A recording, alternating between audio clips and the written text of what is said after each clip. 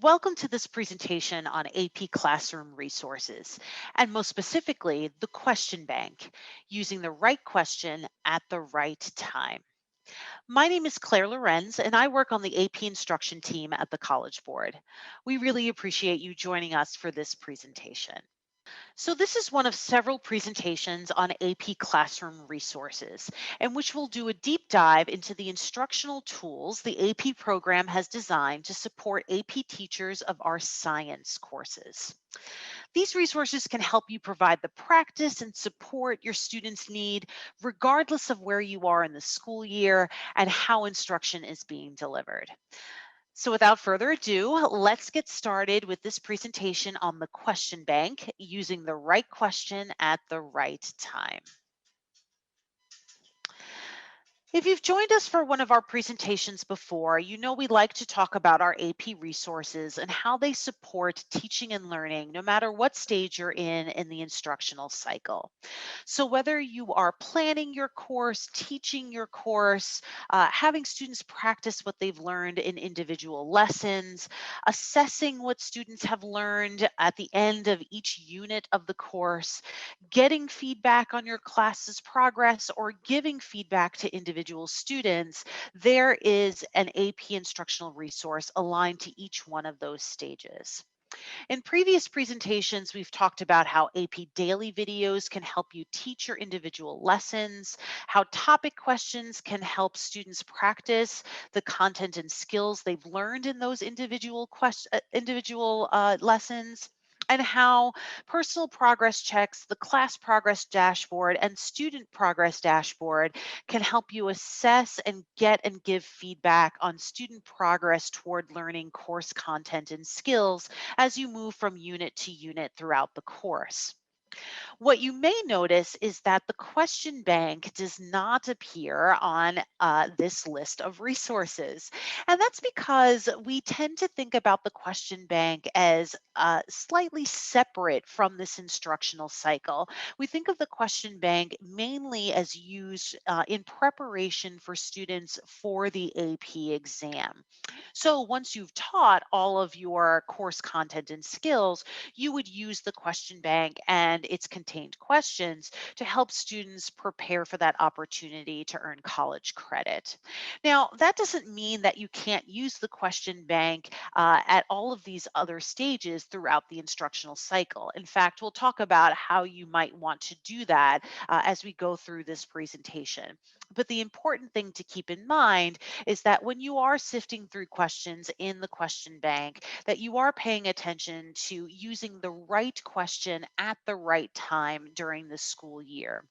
Because the question bank mainly contains questions that have appeared on past AP exams or on former practice exams, they're really what we consider May questions, which means they're meant to be used toward the end of the course or the end of the school year once students have already learned all of the course content and skills.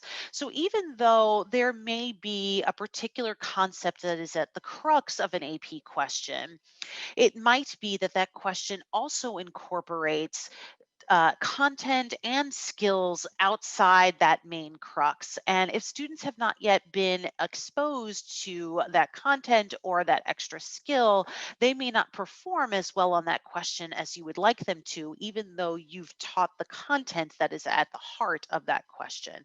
So it's really important that we are thoughtful about which questions we choose from the AP question bank when we give them to students throughout the school year. So before we actually dig into how we can be thoughtful about choosing questions from the question bank and how we navigate using the question bank itself, we want to kind of point out what the question bank's main purpose is, and that is to create targeted and customized practice for your students. Um, this targeted, customized practice can be assigned in class or for homework, online or on paper. The question bank will always contain past released AP exam questions and former practice exam questions, questions that have appeared in the course and exam description, but also full form practice exams that are ready made for online or paper assignment as the AP exam approaches. These are the same full form practice exams that teachers are used to downloading from behind the AP course audit wall. And those are still there for teachers to access. But we've also incorporated these into AP Classroom and the question bank so that teachers can assign the practice exams as full form exams, or they can utilize the individual questions as they are making the customized practice for their students. The question bank does contain thousands of real AP questions that are easily filtered or searched for by unit, topic, and skill to create this targeted custom practice. You can also now search for particular keywords so that if you did want to hone in on something very, very specific, and you wanted to, give students every single question that had to do with the Krebs cycle in biology, you would be able to find those questions much more easily than you might have been able to in the past. If I wanted to find all of the questions that were associated with Unit 4 in AP Physics C mechanics, I would be able to do that. If I wanted to search for all of the questions aligned to topic 7.2 in AP Environmental Science, I would be able to do that. If I wanted to find all the questions aligned to skill 1B in AP Chemistry, I would be able to do that as well. So this will really allow you to create these nuanced, targeted practice assignments for your students.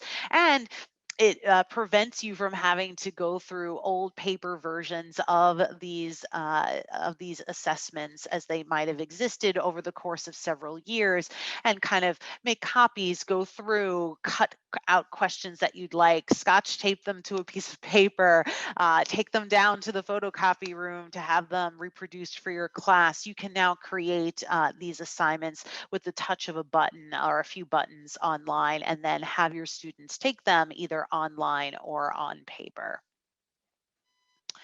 Here's a quick snapshot of the question bank itself. As a reminder, this is an online library of real AP questions that you can sort through and search through to create these custom assessments. Um, as a reminder, the question bank does contain both formative questions and summative questions. So formative questions are these questions that we use to check for student understanding throughout the course as we teach each individual topic, skill pairing. These are known as the topic questions. They're meant for daily use. If you want to know more about how to assign topic questions, how to find them, when to use them, we would encourage you to watch our presentation on topic questions themselves. At the same time, the question bank also contains those summative questions, which were meant to be given at the end of the school year and come from the course and exam description, a released AP exam, a former practice exam, or one of the full form practice exam um, forms that we have in the question bank. Those questions are best used in preparation for the AP exam, but teachers can be thoughtful about using them throughout the year as well. Keep in mind that you can create these assignments to be done in class or at home, either online or on paper, and that students can only see questions that are assigned by their teacher. So you don't have to worry about students logging into AP Classroom, seeing the AP question bank, and just kind of going through on their own accord to answer questions. They can only see questions that have been put together in assignments by you, their teacher. This is different from, let's say, our AP daily videos, which all students can see all of the time, regardless of whether or not they have been formally assigned by their classroom teacher. Uh, both any assignments from the question bank, the personal progress checks, or the topic questions can only be seen by students if the teacher has assigned them in some way, shape, or form. So as we like to do in all of these presentations, we're going to go live into AP Classroom. Let's see, I'm going to actually bring this off screen for a second. I'm going to make sure that we are where we need to be. We're going to go to myap.collegeboard.org. Here we go. So we're at myap.collegeboard.org, myap.collegeboard.org. You're going to use your College Board username and password to log in. I'm going to click submit here. I'll go through this pretty quickly. Again, if you want a more detailed understanding about what you're seeing on this page, please watch some of our other previous videos on AP Daily, on topic questions or the progress checked. Please know that we've landed on a customized home page of AP Central. We are not in AP Classroom just yet. It's going to be curated to you as the user, depending on what AP courses you teach. I am going to go to AP Biology here. We'll go to AP Classroom, and I'm going to be taken to AP Classroom proper here. As we are kind of going through, I do want to make a plug for our help menu again and remind teachers that the help menu is super useful to kind of learn a little bit more about how to navigate all the functionality in AP Classroom. It is accessible through the help menu up here in the top right-hand corner. You can go to AP Teacher Guide to see what teachers see. You can go to the AP Student Guide to see what students see. This is the teacher version. You will always get the most recent additions and improvements to AP Classroom at the top, and then a series of quick start videos. There are quite a few of them on the question bank, everything from adding questions to build an assessment, to searching the question bank, to assigning those assessments, to authoring your own multiple choice questions and free response questions, and then also managing all of your individual assessments that you make, like downloading and printing test booklets, seeing class results, changing settings, etc. All of these videos are under 5 minutes each. In fact, most of them are actually much shorter than that, but these kind of give you a quick and clean set of directions for really what buttons to push to operate certain functions on AP Classroom. At the same time, you can use the menu over here on the side. I can go to the question bank and see annotated screenshots on how I can create assessments in AP Classroom using the question bank. I can see how to assign and what all of these individual options may mean. There's also there's also a section here on the lockdown browser. And if you're having difficulty with this with your students and you want to start using secure practice exam questions, you'll be required to use the lockdown browser for those types of questions. And so you may want to look a little bit more into this. There's a whole bunch of different options here for you to kind of get really in depth on how to use the question bank and make the most of the functionality available. At the same time, there's the user guide for students. And while students don't have access to the question bank itself, they will only be able to see assessments as you assign them. You may want to look at what it seems to appear to students when they take an assessment. And so you'll be able to see everything from the multiple choice section to the free response section to how students can either type an answer in for free response sections or upload an image that they may have taken from their smartphone um, how they can rotate images, how they can make sure the image is clear enough for their teacher to read, how to add more than one image, how to use a highlighting and a feature in uh, their assessment screen to kind of highlight or take notes as they read a question. So there's a lot of different options here for students so that they can make the most of the platform itself as well. I'm going to go back to my homepage here. Just a reminder that that is under the help menu here in AP Classroom. I'm going to go over to Unit 5, and I am kind of going to go through here and just remind you all that uh, the unit tabs will always have your AP daily videos, and will have links to the topic questions and the personal progress checks. Reminder here that topic questions are meant to assess specific topic skill pairings, and those topic skill pairings are going to be solely tested by these topic questions. They are also the main source of instruction for the AP Daily videos. And then the progress checks are going to assess all of the topic skill pairings throughout this unit.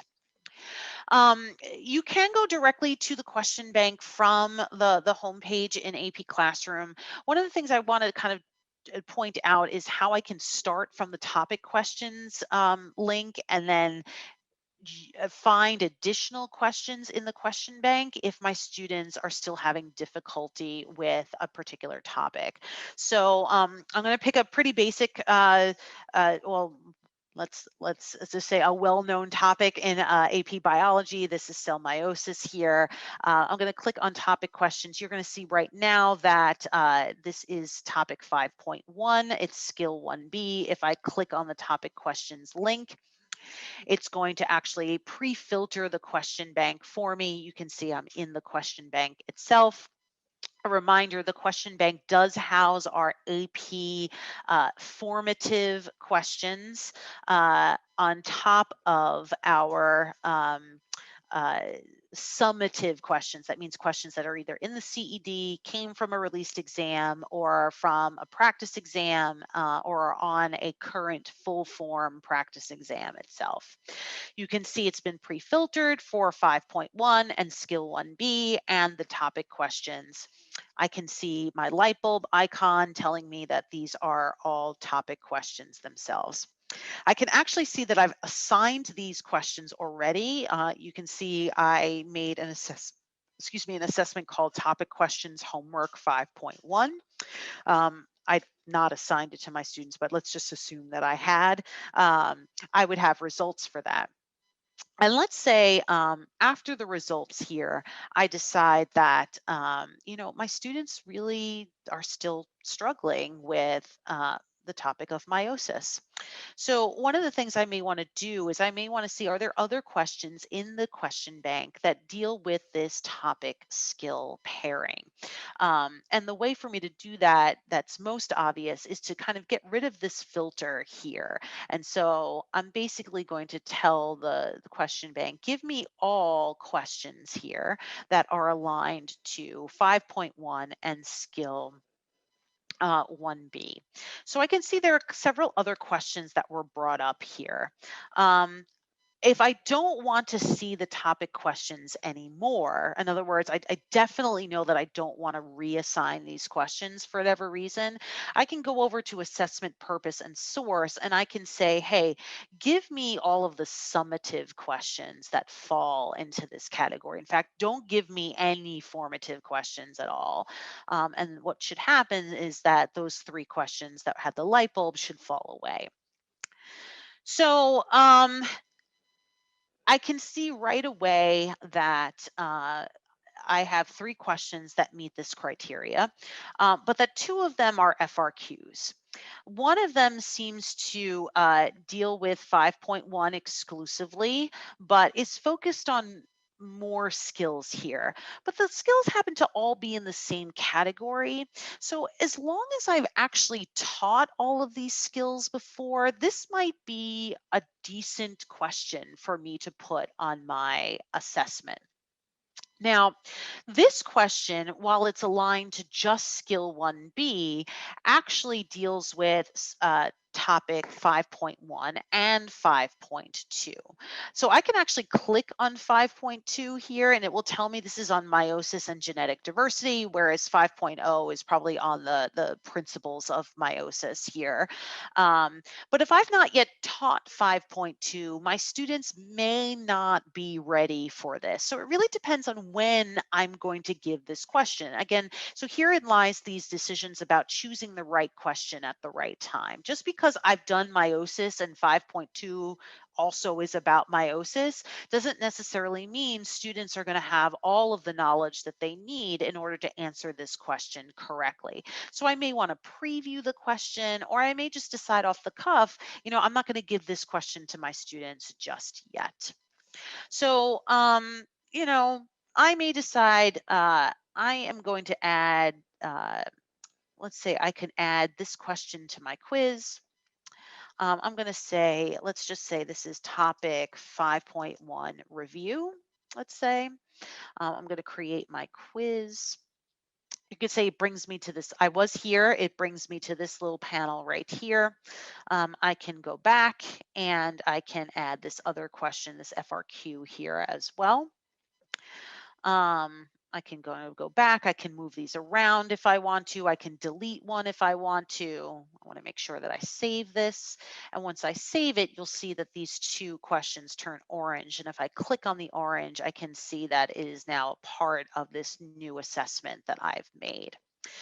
But maybe I want to see if I can find more questions here. So maybe I decide, we're in unit 5, that's halfway through the course approximately. I have probably taught quite a few skills at this point. So maybe what I've decided is, you know what, I don't maybe I want to concentrate on the content here. And so I'm going to get rid of this skill criteria and I'm going to see, are there other questions here on 5.1? And all of a sudden I have all of these other questions that come up. So I have quite a bit to choose from. And I have some of these FRQs kind of like come up here like this. And some MCQs. So what I may want to do is kind of notice a couple of things here. So maybe I don't want any other FRQs. My 5.1 review here already has one FRQ. Maybe I want to leave it at that. So I'm going to tell my question type only give me MCQs. This 12 is now going to be whittled down to 5. This question apparently has already been used, and I can see it's on topic 5.15 review. Oh, that means it must be the question that I already put here. Let's see, this is meiosis in mammals with 5 answer options. So that probably tells me it's an older question, which is fine. I'd say I put that here. So what I could also say is that I'm noticing here, here's another orange, and there's this shielded icon next to it. This shield icon actually tells me that this question is on a secure practice exam, which means this question is part of one of those three full form practice exams that teachers usually like to save until like March, perhaps April, for when they're going to give their students, a real AP exam experience. When I was a teacher in pre-COVID times, we liked to bring students in on a Saturday and have them sit for a full 3 hours to take an exam to kind of like get that under their belt before they actually sat for the real exam in May. And maybe I still want to save these questions for that opportunity. So what I can do here is actually go into assessment purpose and source, and I can say, okay, I don't want all the summative options. I want anything that came from a course and exam description, anything that came from from an old AP exam, then maybe anything I might have written myself if I have my own questions in here. And uh, you can see now that that fifth question has disappeared with the shield icon. So that is not no longer a part of my search. So I'm looking here, and one of the things I want to make sure is that I've actually taught all of these skills before. And so what I could do is I could go back to the home page and kind of go through all of this to make sure that I've taught all of these skills. One thing I was going to be for certain, I've definitely taught skill 1A. If I don't know what skill 1A is, I can actually click on it and it will tell me what it is. But this is the most basic of all skills in the course. Uh, and I will definitely add this question, and I will definitely add this question. Um, I would have to take a look here. This is performing mathematical calculations.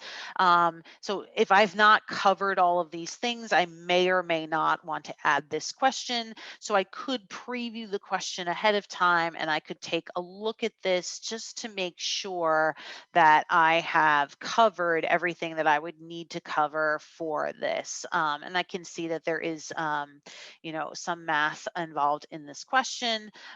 So I can decide, do I want to add it? Do I not? Let's say I do.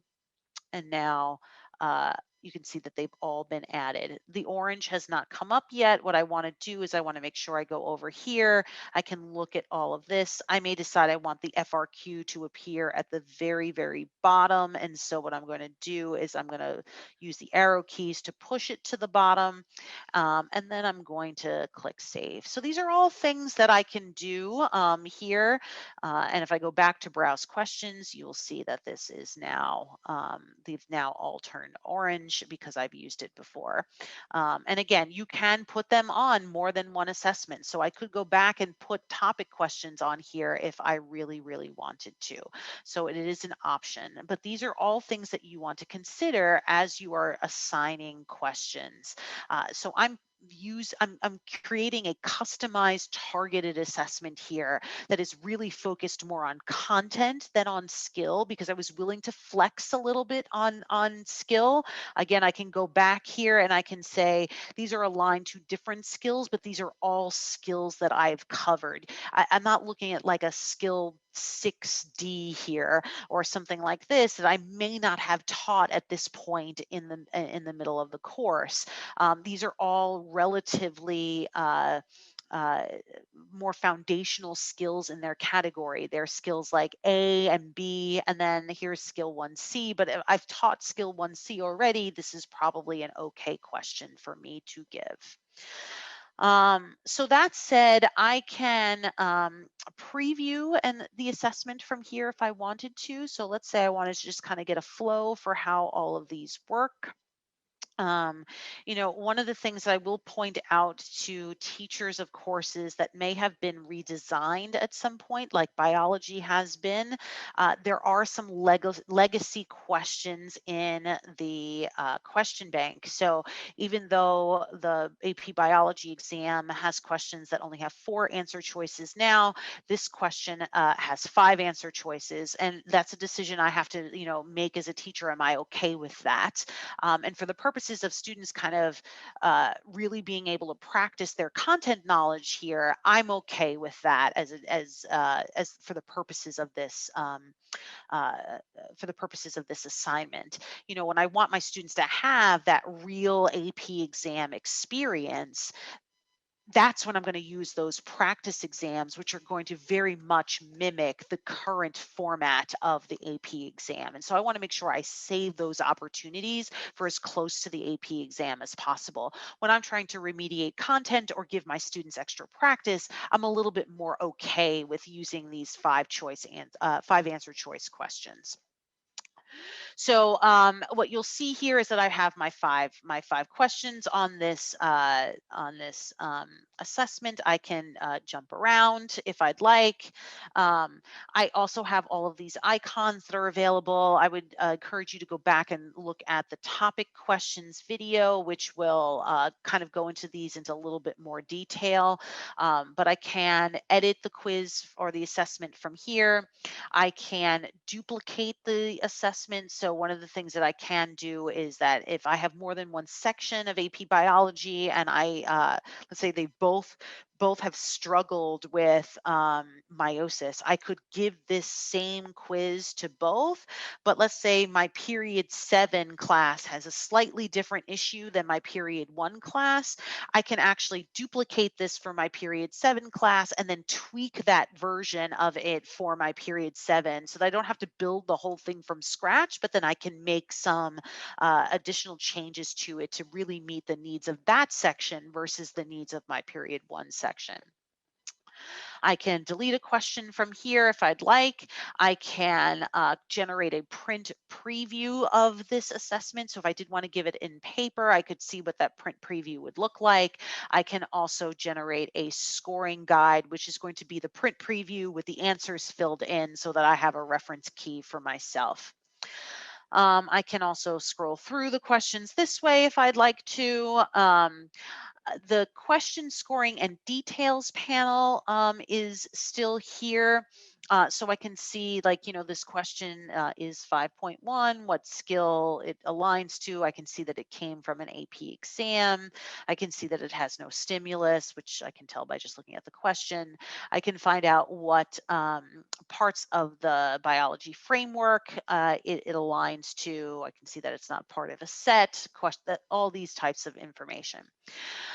This is very similar to the types of details you'll see for both the topic questions and for the progress checks. The main difference here is that while you will see the correct answer and students will see the correct answer and they will be told when an incorrect response is an incorrect response, there is no rationale given for either the correct answer or for the incorrect answers.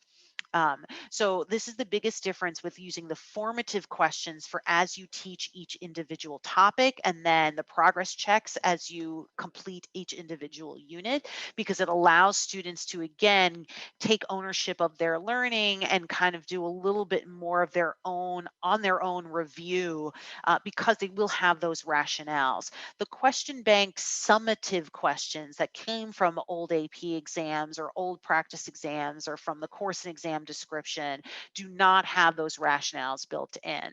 We've heard from many teachers that this is something they'd like to see built out over time, and it is something that we may consider doing at some point in the future.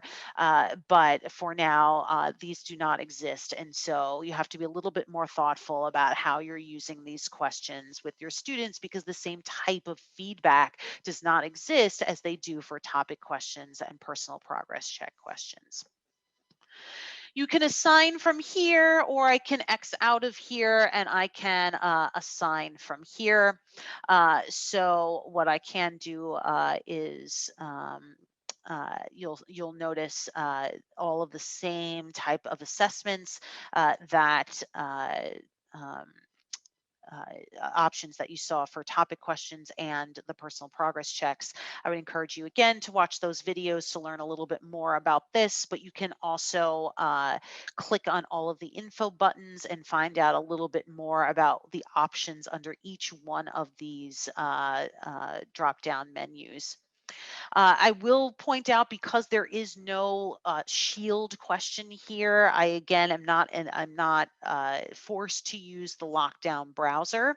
I'm going to show you something really quickly. If I actually go back to browse questions, and let's say here I had said, you know what, give me all of the summative questions, and we're going to get some of the the shield questions here, and I had added this to my quiz. And I now have 6 questions here. I'm going to keep it at the end. And I went to go assign, let me actually click save.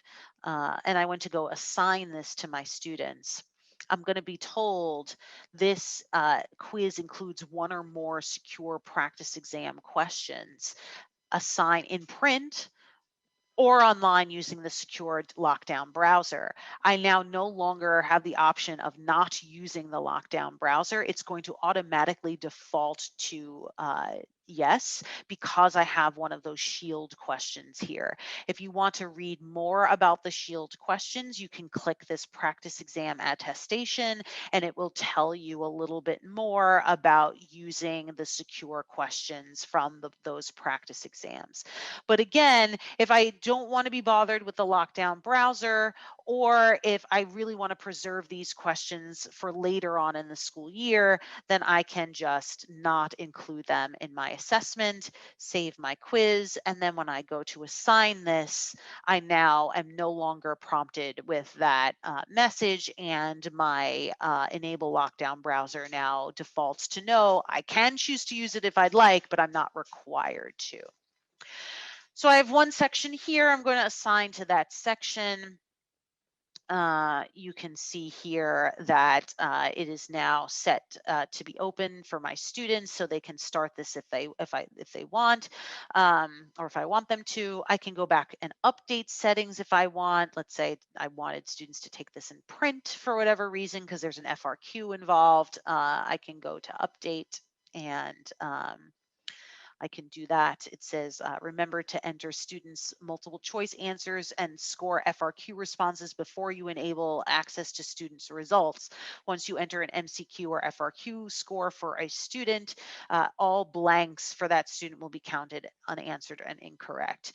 So what that means is that I need to be cognizant of the fact that this assignment includes multiple choice and free response. So if I only score the free response, and I don't enter multiple choice answers for students, then my results aren't going to accurately reflect their performance because I'm missing part of their results. So what you're going to see here over on Enter Scores tab is the ability to actually give the right give the right uh, or give the answer. So if Nancy had actually picked, A for this question, B for this question, C for this question, D for this question, those are apparently all not the right answers. So I can like literally go through that obviously was the right answer, but I would have to go through and actually do this for every student. That's why it's often helpful for you to kind of separate multiple choice and free response so that multiple choice will automatically get scored if you have students do it online. In the meantime, what I can do here is, yeah, that's fine for now. I want to look at what it means to actually score a student's FRQ. So I'm going to go over to score here. And I want you to remember multiple choice will automatically get scored if you select to have students do the assessment online. If you um, if you have students do the questions on paper, you will have to enter their responses for the multiple choice. FRQs will always require you as the teacher to score.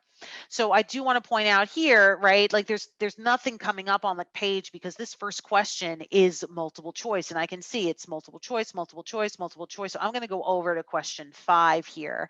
And I want you to imagine like there is a vertical line down the middle of the page. On the left-hand side of the page, you'll able to toggle between the question itself and the student response if the student did this online and typed in a response or uploaded a photo of a response.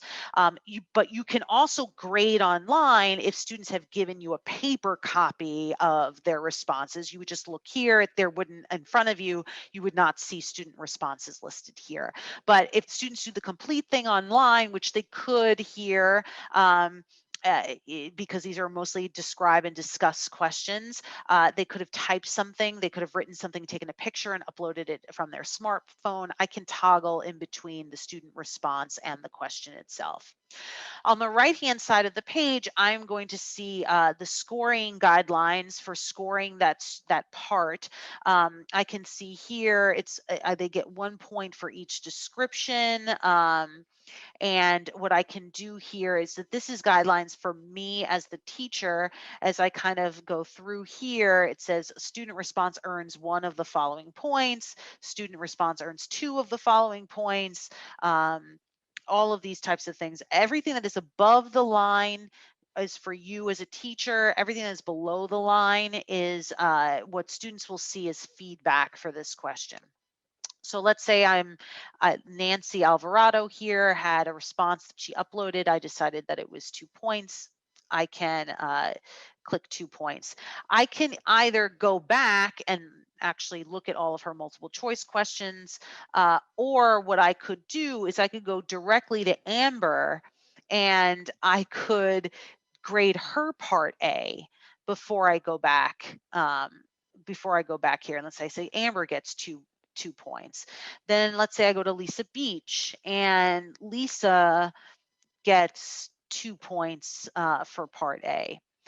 But let's say I don't want to score it this way. What I could do is I could go through all of Lisa Beach and I could say, okay, on part B, she scored 1 point. On part C, she scored 3 points. On part D, she scored no points. And then I can submit Lisa's score. Um, but you can see here it says an overall score of 6 out of 17 points has been saved for this assignment. And you may say to yourself, like, why is she only getting 6 points? Well, because now I have multiple choice that needed to be scored here because I elected to do this whole thing on paper. So it can get a little bit more complex depending on how you decide to administer your assessment. Personally, I like when I separate multiple choice from free response so that I don't have to kind of deal with 2 different types of questions on the same assessment, but you're free to do it this way as well. So I'm going to click submit. And what I can do is I can go back to this here. And I can see here now I have scores started for Nancy and Amber. I have scores that are submitted for Lisa. I can actually go back here. If I forgot to enter Lisa's scores, I could go back and I could say, hey, she picked B here and C here and D here and A here. And then I can click submit from there. And it will actually update Lisa's overall score for me. Once it is done, I can go back to assessment progress and I can see now she's been updated to 7 out of 17. So this is what happens when you have mixed questions on an assignment. You won't have this enter scores if you don't have, if you're doing your multiple choice online, this computer will do this automatically for you and you'll get that automatically. Very one last thing, and that is, oops, I'm gonna go back to the question bank really quickly, and I'm gonna go over to assessments, and I'm gonna remind you that uh, you can choose to administer those practice exams in whole. So you can say, I want to have my students take the 2020 practice exam 1 multiple choice section all at one shot online. I can assign this to students. I can also assign the FRQs to go with them. Please notice that this whole section will include shielded questions. So this is going to require the use of the lockdown browser, but the FRQ section will not. So you'll be able to assign these online without the use of the lockdown browser, but we are really trying to preserve the security of those multiple choice sections so that teachers can be confident that students haven't been exposed to these questions before, unless they've been the one to assign them themselves. Okay, so with that, we're going to conclude this presentation of the AP Classroom question bank. I want to say thank you for all you're doing to support your students' efforts and learning and giving them the opportunity to earn college credits this year. Thank you for all you do to support AP. And we really want to say that we hope that you and your loved ones are all safe and healthy and well, especially in such a tough year. And we hope that you will continue to be on the lookout for additional presentations on AP instructional resources. Until then, we're wishing you and your students all the best for a successful remainder of the school year. Thank you again for joining us. Stay safe and see you soon. Bye bye.